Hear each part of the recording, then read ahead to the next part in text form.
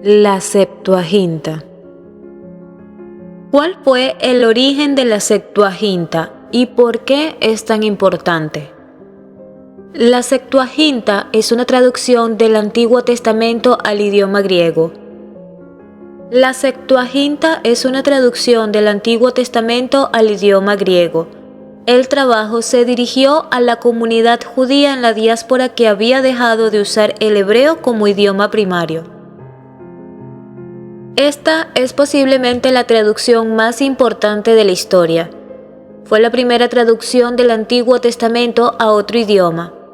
Fue la versión más usada por la Iglesia cristiana primitiva y arroja una gran información sobre el desarrollo del Nuevo Testamento. Aún así, muchos cristianos de hoy tienen poco o ningún conocimiento sobre esta importante traducción del Antiguo Testamento. Para empezar, tal vez te estés preguntando ¿qué es la Septuaginta? A menudo se ha usado el término Septuaginta para darle un nombre a la traducción del Antiguo Testamento hebreo y arameo al idioma griego, al igual que la Vulgata latina, que fue la traducción del Antiguo y Nuevo Testamento al idioma latín, o la Peshitta, que es la versión de la Biblia traducida al idioma siriaco. Pero técnicamente hablando, no existe una versión unificada o completa de la Septuaginta. Las copias modernas de esta versión son ediciones eclécticas, es decir, una colección de los mejores manuscritos griegos reconstruidos para aproximarse a la traducción original del Antiguo Testamento. Entonces, cuando los académicos usan el término Septuaginta, no se refieren a un solo texto, más bien se refieren a una colección de traducciones griegas, producidas por numerosos escribas en el transcurso de unos pocos cientos de años, y con toda probabilidad compuestas en diferentes lugares. Hoy, el término se usa generalmente para referirse a las diversas traducciones de la Biblia hebrea al idioma griego. ¿Cuál es la historia de esta importante traducción? Una carta de un hombre llamado Aristeas nos habla del posible origen de la Septuaginta. Aristeas, que aparentemente era un judío alejandrino, escribe a su hermano Filócrates y le cuenta lo que sucedió en la corte de Ptolomeo II. De acuerdo con la carta, el rey le pide a Demetrio, su bibliotecario, arreglar que la ley judía sea traducida y agregada a la colección real de libros. Así se envía una carta a Eliezer, el sumo sacerdote judío de Jerusalén, pidiéndole ayuda para traducir la ley. Aristeas mismo es uno de los 2 hombres escogidos para llevar la petición a la capital judía. Aristeas describe todo esto, hasta detalles del templo judío, los sacerdotes, los campos y demás. 72 ancianos, 6 de cada una de las 12 tribus, fueron escogidos como traductores y enviados a Egipto, llevando con ellos una hermosa copia de la ley. Aristeas enlista los nombres de los traductores. Por alguna razón, el número original de los 72 ha sido redondeado a 70. Al llegar a Alejandría, el rey les ofreció un banquete de 7 días en el que la sabiduría de cada uno de los traductores fue probada con preguntas del rey. Después de esto, el monarca les proveyó alojamiento cerca del mar, probablemente en la isla de Faros. En Faros estaba el famoso y recién construido Faro, una de las 7 maravillas del mundo antiguo. Bajo la sombra del faro, los traductores completaron su trabajo en 72 días, que cuando se leyó a los judíos congregados en Alejandría fue aprobado como exacto. ¿Qué debemos pensar de la carta de Aristeas? ¿Es un hecho o es ficción? En respuesta debemos decir que toda la cuestión de Aristeas es compleja. Sin duda hay problemas históricos aquí. Por ejemplo, no estamos seguros de que Demetrio fuera el bibliotecario de Ptolomeo II. Además, la carta tiene un tono tan afectado que a menudo parece más una leyenda que un hecho. Por otra parte, por mucho tiempo se ha reconocido que Aristeas conserva al menos un sustrato de verdad sobre cómo empezó la Septuaginta. Entonces, ¿qué podemos aprender de esta carta? Aristeas describe el origen de la Septuaginta con la traducción del Pentateuco. Esto se hizo en Alejandría, donde había una gran población judía y donde sería necesaria una traducción del hebreo al griego. Ptolomeo II puede haber estado conectado de alguna manera con la traducción. Él era bien conocido como patrocinador de la literatura. De igual manera, Demetrio puede haber estado involucrado.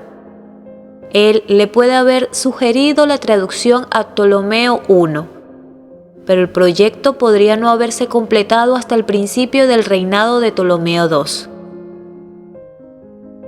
Pero lo más probable es que la Septuaginta se produjo en Egipto, en ese periodo, que la Torá o el Pentateuco se tradujo cerca de mediados del siglo III a.C.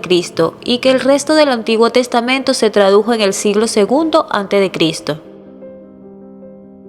¿Por qué era necesaria una traducción al griego del Antiguo Testamento? La respuesta es bastante sencilla.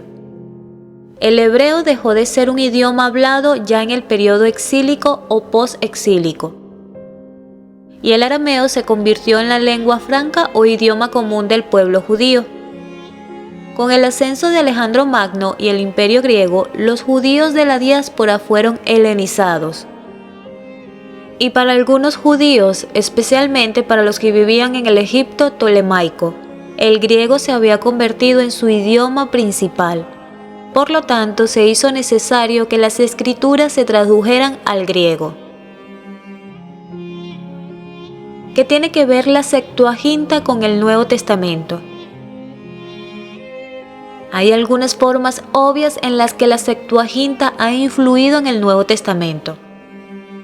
Por ejemplo, el título de Jesús en el Nuevo Testamento, Cristo, es la traducción griega de la palabra hebrea o Mesías. Las palabras con las que todos estamos familiarizados como gloria, Señor, Evangelio, derivan un significado especial de la Septuaginta. Otras palabras y frases neotestamentarias vienen directamente de la Septuaginta, incluyendo palabras como apóstol, expiación, pacto, fe, perdón, ley, paz, redención, justicia y verdad. Otro tema muy importante es que la mayoría de las citas directas del Antiguo Testamento en el Nuevo Testamento coinciden con la Septuaginta. Hay aproximadamente 300 pasajes del Antiguo Testamento que se citan directamente o se aluden fuertemente de esta versión en el Nuevo Testamento.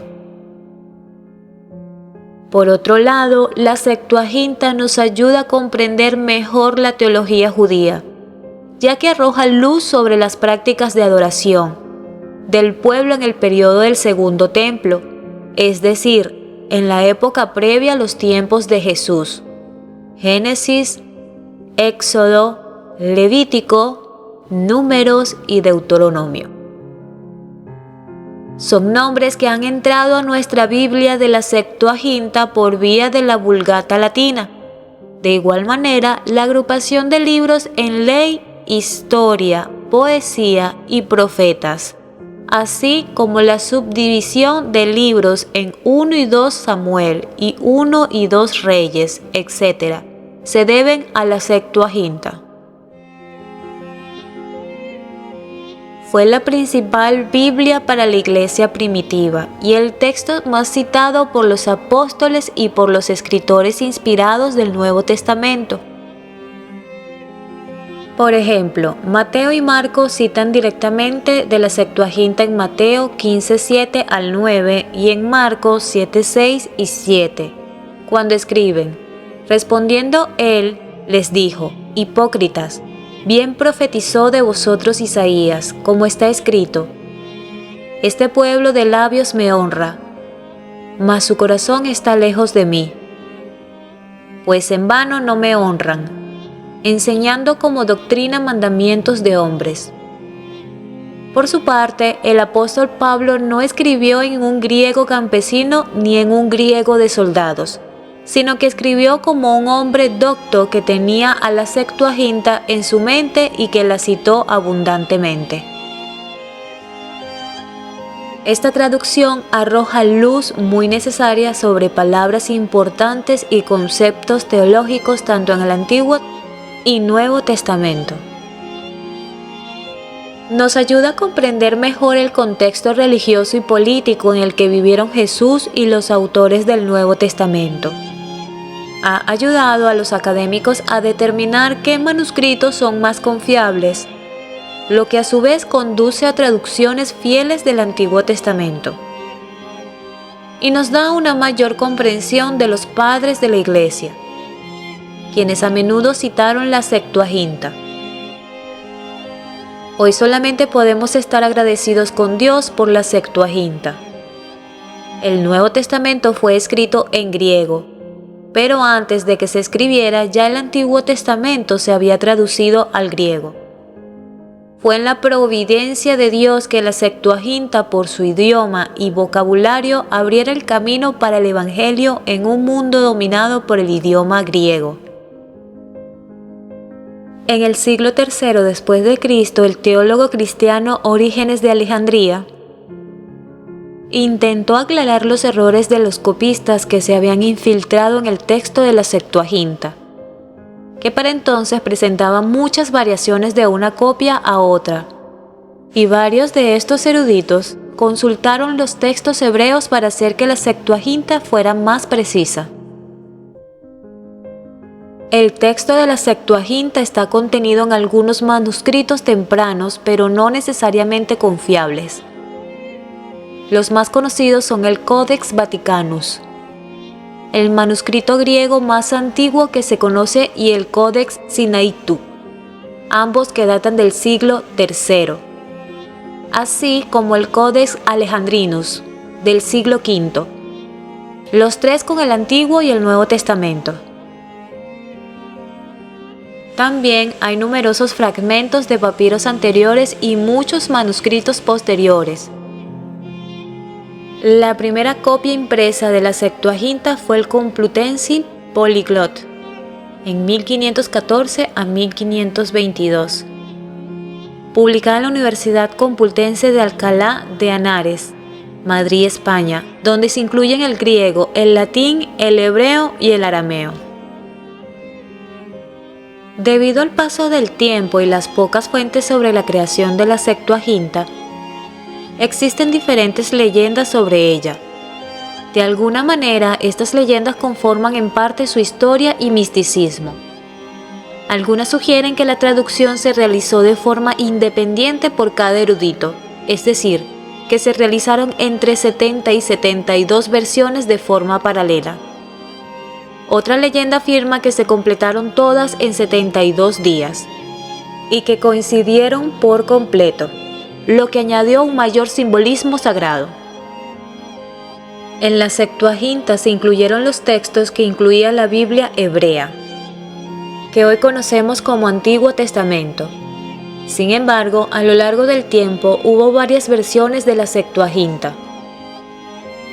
El profesor estadounidense Calvin Russell, en su libro El mundo que dio forma al Nuevo Testamento, afirma que la traducción original solo contenía el libro Pentateuco. Este libro es la versión griega de la Torá, que consta de los primeros 5 libros de la Biblia. Allí se narra la historia de los israelitas, desde la creación hasta la liberación de Moisés. Esta primera traducción incluía los libros Génesis, Éxodo, Levítico, Números y Deuteronomio. Las versiones posteriores de la Septuaginta incluyeron las otras 2 secciones de la Biblia hebrea, Profetas y Escritos. Algunas características de la Biblia de los 70. La Biblia de los 70 o Septuaginta presenta características especiales, algunas de ellas son: 1. Es la traducción del Antiguo Testamento en el cual se basaban cristianos y hebreos. 2. Se incluyen modismos griegos que describen los eventos de manera diferente al Antiguo Testamento hebreo. 3. Tiene algunas diferencias con la Biblia hebrea, principalmente en el número y el orden de los libros. 4. Contiene versículos que no incluye la Biblia hebrea. Esto generó controversias respecto a su origen y veracidad. Libros de la Septuaginta. La Septuaginta incluye los siguientes libros sagrados: Génesis, Éxodo, Levítico, Números, Deuteronomio, Jueces, Josué, Piedad, Reyes, Samuel I, segundo, tercero y cuarto. También partes del libro de las Crónicas, divididas en Paralipomenón primero y segundo, Esdra primero y segundo, Nehemías, Salmos de David, Oración de Manases, Proverbios, Eclesiastes, Canción de Salomón, Job, Sabiduría de Salomón y el libro de Sirácida. También incluyen los libros Esther, Judith, Tobías, Oseas, Amós, Miqueas, Joel, Abdías, Jonás, Nahum, Habacuc, Sofonías, Ageo, Zacarías, Malaquías, Isaías, Jeremías, Baruc, Lamentaciones de Jeremías, Epístolas de Jeremías, Ezequiel, Daniel, Canción de los Tres Niños, Susana, Bel y el Dragón y Macabeos primero, segundo y tercero. Septuaginta versus Biblia hebrea, la Biblia de los cristianos. Por distintas razones, el olvido de la Biblia griega en Occidente ha sido estrepitoso hasta bien entrado el siglo XX. A partir del siglo V fue destronada por la traducción latina de Jerónimo. Las políglotas de los siglos XVI y XVII solo le concedieron un puesto subsidiario frente a la Vulgata y al original hebreo, y no le fue mejor con la reforma en el mundo protestante. Los reformados, siguiendo a Jerónimo, se adhirieron al canon de la Biblia hebrea y regalaron a la categoría de apócrifos los libros propios de Septuaginta. Lutero los tradujo al alemán en un apéndice como útiles y buenos para ser leídos, pero no los incluyó en su versión de la Biblia al alemán, publicada en 1534. Solo a partir de la segunda mitad del siglo XX, los estudios de Septuaginta han vuelto al primer plano de la investigación.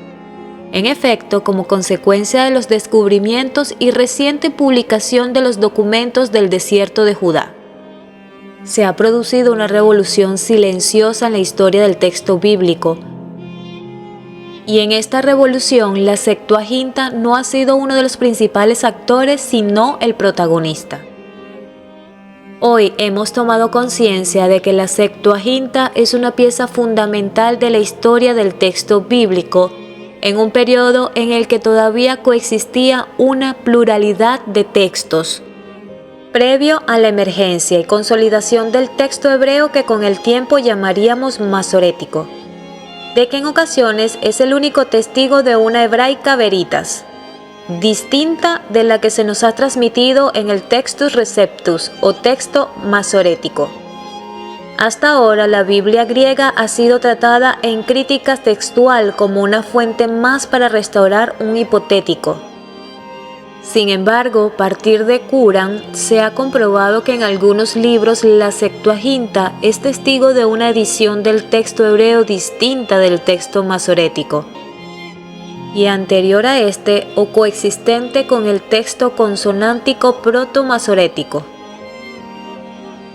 Hemos caído en la cuenta también de que la Septuaginta es la Biblia de los autores del Nuevo Testamento, la Biblia de los apóstoles, que dirá Jerónimo, y la Biblia de los padres de la Iglesia. Aunque una buena parte del cristianismo oriental y los padres de la lengua siriaca utilizaron la pesita.